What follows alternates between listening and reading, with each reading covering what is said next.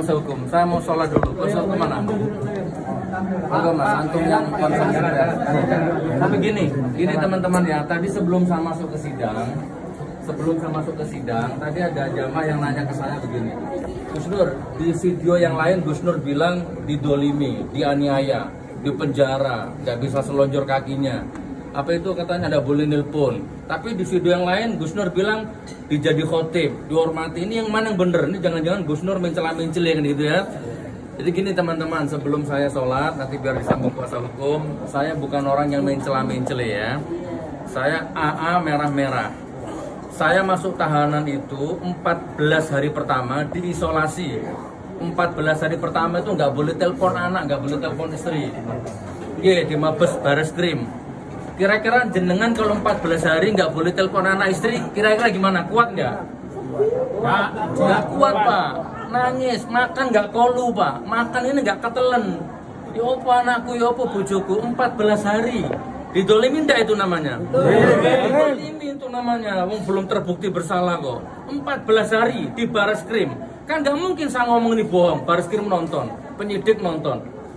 Nah setelah 14 hari baru saya dikeluarkan, dipindah kamar. Baru saya boleh sholat di masjid. Maka saya didaulat jadi khotib. Setelah saya jadi khotib pertama, khotib yang lain mundur. Udah Gus Nur aja sekarang jadi khotib. Yang lain nggak mau jadi khotib. Ini saya cerita apa adanya, bukan mencela-mencela. Nonton ini, karutannya nonton. Gus Nur setelah khotib ke ruangan saya, makan sama karutannya. Terus saya dipindah ke Polda Semarang, Polda Jateng ya. Lebih didolimi lagi. 12 hari saya diisolasi, 2 lapis pintu. Masuk tahanan, digembok, di luar gembok lagi. 12 hari, nggak boleh telepon anak, nggak boleh telepon istri. Dolim dah? Dolim pak. Terus saya dijenguk sama salah satu kuasa hukum.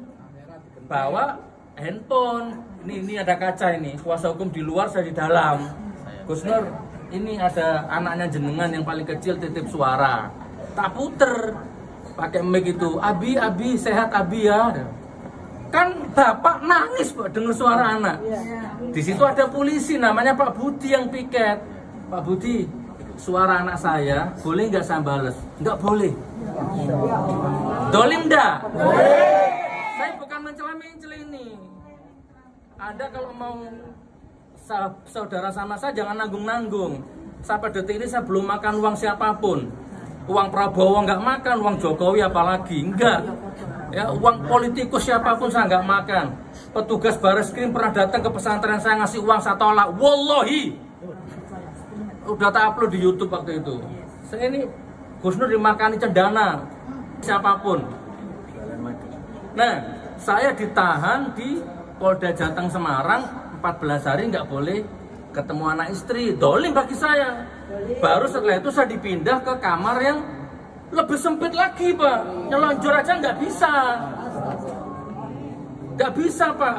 9 orang, ruangan sempit 9 orang narkoba semua. Nggak ngerti bab wudu, nggak ngerti bab toharo. Kamar mandinya pesing.